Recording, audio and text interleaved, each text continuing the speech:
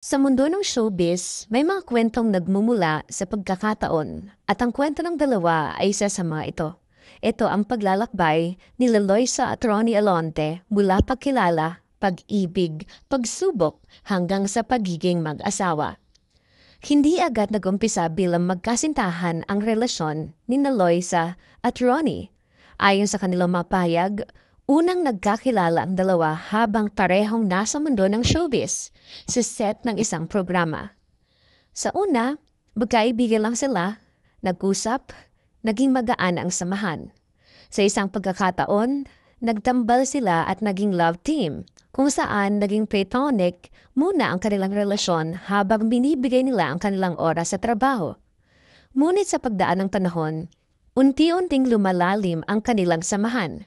Si Loisa mismo ay umamin na may crush siya kay Ronnie noong una siyang napabilang sa girl trends.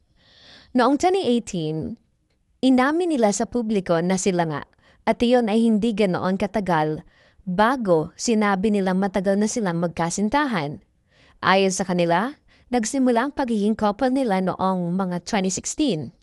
Mula noon, naging visible na sa publiko ang kanilang relasyon.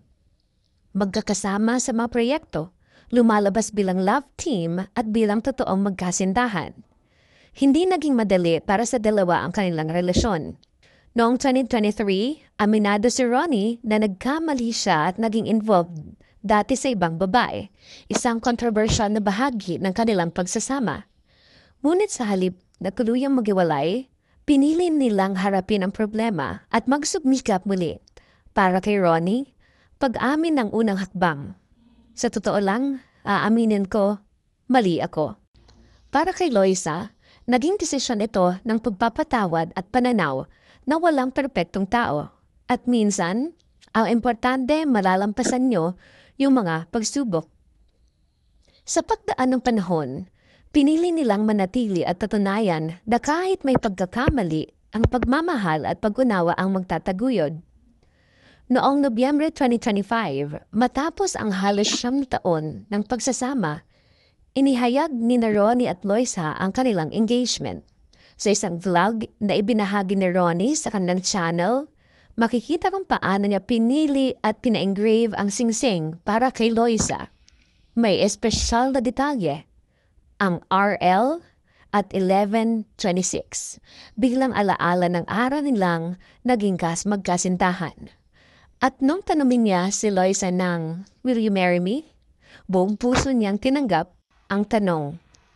Yes, nagyakap, nagsalo ng luha, at sabay silang nagpasya na simulan ang bagong yugto ng kanilang buhay. At sa wakas, noong Nobyembre 27, 2025, sa isang pribadong kasalang puno ng pagmamahal at biyaya, tuluyan nang nagsama sa harap ng Diyos at ng kanilang mama sa buhay sina Ronnie at Loisa.